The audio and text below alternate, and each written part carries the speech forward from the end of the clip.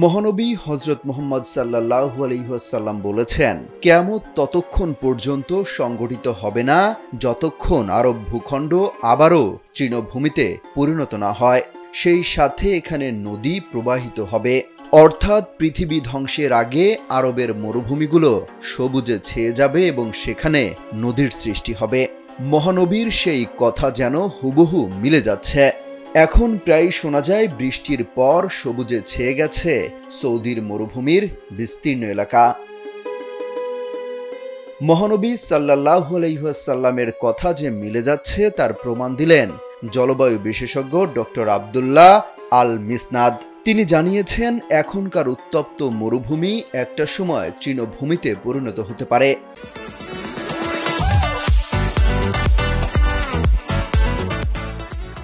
সঙ্গে এখানে প্রবাহিত হতে পারে নদীও।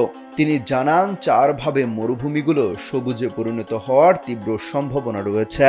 দ্য নিউ আরবের এক প্রতিবেদনে বিস্তারিত উঠে এসেছে। তার মতে প্রথম হতে পারে মানব প্ররোচিত জলবায়ু পরিবর্তনের কারণে। দাবি করেন, ক্রমবর্ধমান তাপমাত্রা এবং আবহাওয়ার ধরন পরিবর্তনের কারণে এই অঞ্চলের শুষ্ক আবহাওয়া পাল্টে যেতে পারে। এতে করে আরব সাগর এবং ভারত মহাসাগর থেকে আর্দ্র বাতাস এই অঞ্চলে ঢুকবে, ফলে এর প্রভাবে সেখানে প্রচুর বৃষ্টিপাত হবে।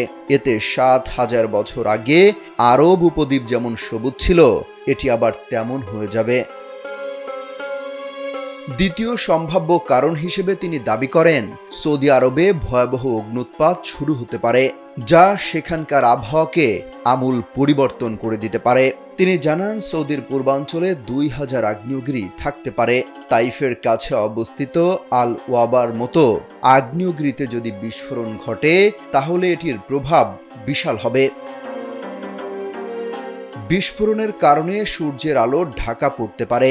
এতে বৈশ্বিক তাপমাত্রা কমে যাবে এবং প্রভাব পড়বে এই অঞ্চলে। এর মাধ্যমে সেখানে আর্দ্র বাতাস জমা হবে।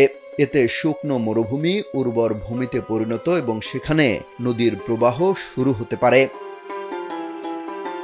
তৃতীয় সম্ভাব্য কারণ হিসেবে তিনি পৃথিবীর সঙ্গে বিশাল উল্কার সংঘর্ষের কথা উল্লেখ করেছেন। এমনটি হলে বায়ুমণ্ডলে মহাকাশীয় ধুলো এবং ধ্বংসাবশেষ আসবে পৃথিবীতে। এতে করে সূর্যের আলো কয়েক মাস, এমনকি কয়েক বছর পর্যন্ত পৃথিবীতে প্রবেশ করবে না। এতে আরব উপদ্বীপ একটি ঠান্ডা অঞ্চলে পরিণত হবে, সেখানে কোনো মানুষ বসবাস করতে পারবে না। চতুর্থ কারণ হিসেবে তিনি উল্লেখ করেছেন পৃথিবীর অক্ষের স্থানচ্যুতি। এতে পৃথিবীর অবস্থানের পরিবর্তন হবে।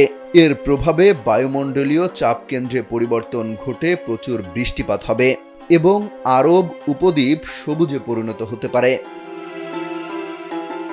অমিত হাসান রবিন, কালবেলা।